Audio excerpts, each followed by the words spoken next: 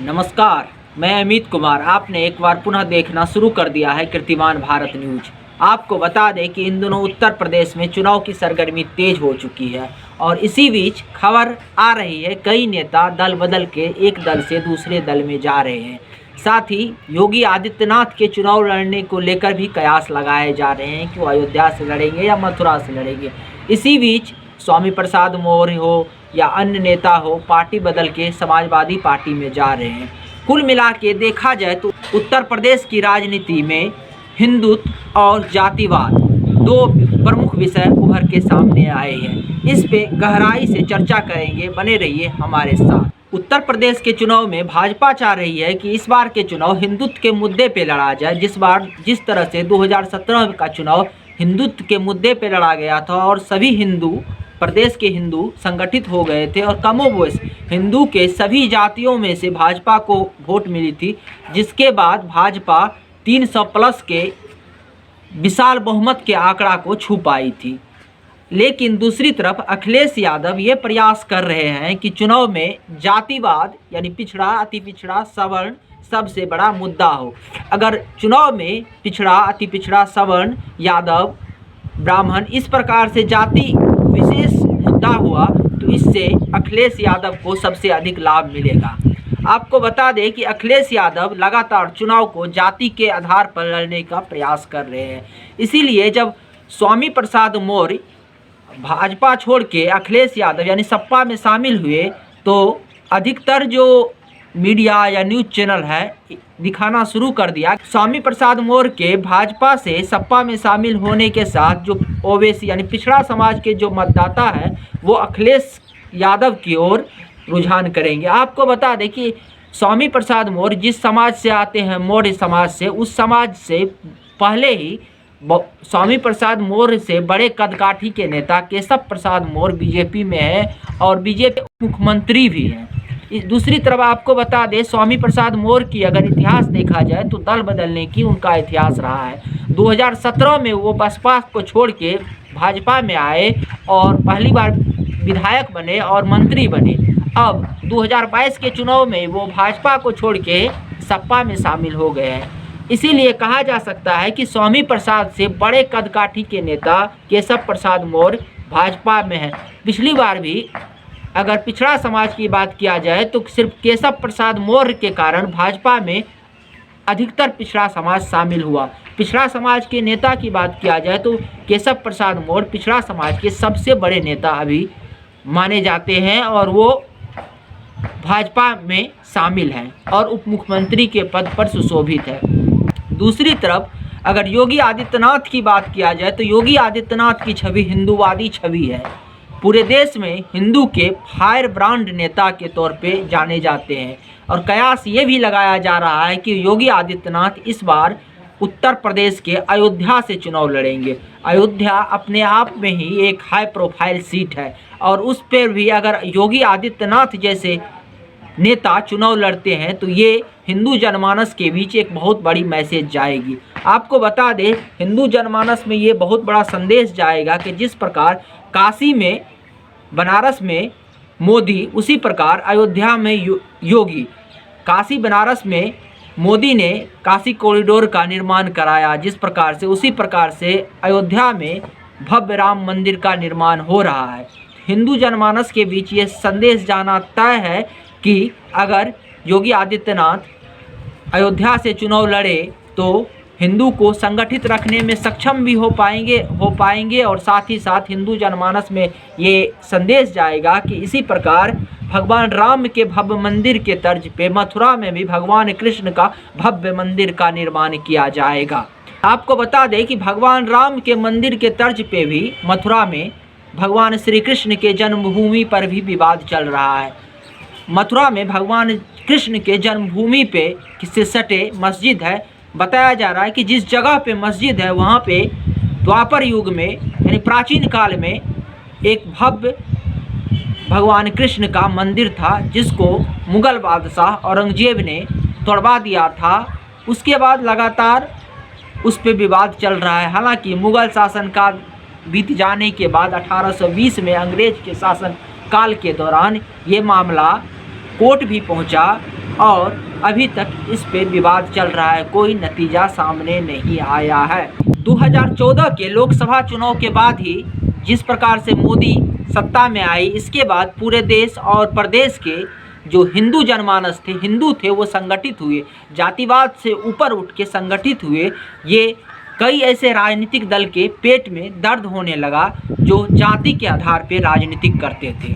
आपको बता दें, इसके बाद आपने देखा होगा कि कई ऐसे नेता या कई ऐसे राजनीतिक पार्टियां जो हिंदू मंदिर या हिंदू पर्व त्योहारों से दूरी बनाए रखते थे, वो भी हिंदू मंदिर की ओर दर्शन करने लगे। वो भी भगवान राम, भगवान कृष्ण या हिंदू धर्म के प्रति झुकाव यानी सॉफ्ट हिंदुत्व की धारणा को अपनाया।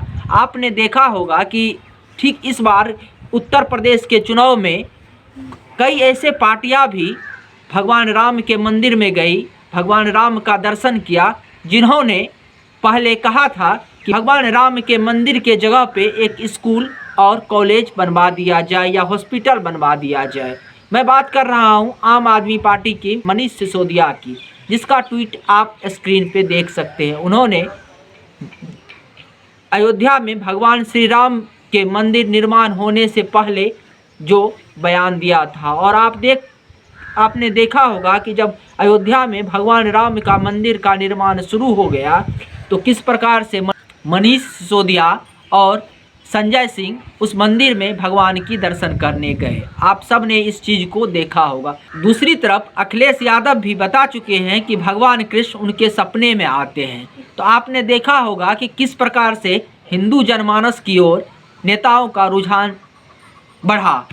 इसका एक ही कारण था कि 2017 यूपी विधानसभा या 2014 और 2019 लोकसभा का चुनाव हो, हिंदू वोट बैंक संगठित हुई और हिंदू पक्ष में बात करने वाले नेताओं को एक मुश्त वोट पड़ा। इसके बदौलत ही 2017 में यूपी में योगी पूर्ण बहुमत हासिल कर पाया और पूर्ण बहुमत की सरकार बना पाया।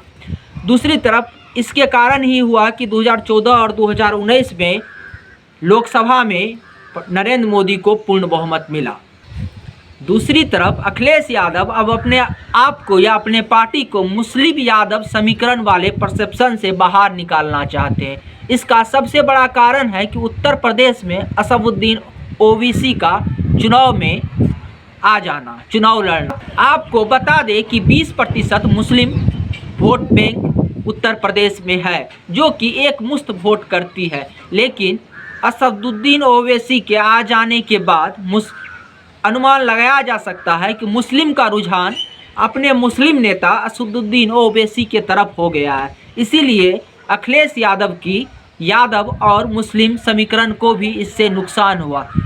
इसीलिए अब अखिलेश यादव इस परसेप्शन से, मुस्लिम यादव वाले परसेप्शन से बाहर निकाल के अन्य जातियों में अपना रुझान या अपना वोट बैंक तलाशने की कोशिश कर रहे हैं। इसी दौरान वो ओवैसी यानी पिछड़ा समाज की बातें करते हैं और अधिकतर पिछड़ा नेताओं को अपने पाले में करने की कोशिश करते हैं। इसी सिलसिला में उन्होंने स्वामी प्रसाद मौर्य हो या दारा सिंह हो जैसे पिछड़ा नेता को अपने पक्ष में किया। इसके साथ साथ ही ओम प्रकाश राजभर को, ओम प्रकाश राजभर की सुहेलदेव समाज पार्टी 2017 के विधानसभा चुनाव में भाजपा की तरफ से लड़ी थी, जिसमें उनको 8 सीटें दी गई थी, जिसमें उन्होंने केवल 4 सीटें जीत दर्ज की, 4 सीटों पर ही जीत दर्ज कर पाई। और इस बार ओम प्रकाश राजभर ने अखिलेश यादव का हाथ थाम लिया है। इससे अनुमान लगाया जा सकता है कि ओम प्रकाश राजभर का उत्तर प्रदेश में कोई बहुत बड़ा जनाधार नहीं है। दूसरी तरफ आपको बता दें कि ओम प्रकाश राजभर के डैमेज कंट्रोल को भरने के लिए भाजपा ने इस बार निषाद समाज पार्टी के संजय निषाद को अपने में मिला लिया है। पिछली बार ओम प्रकाश राजभर थी और इस बार संजय निषाद है।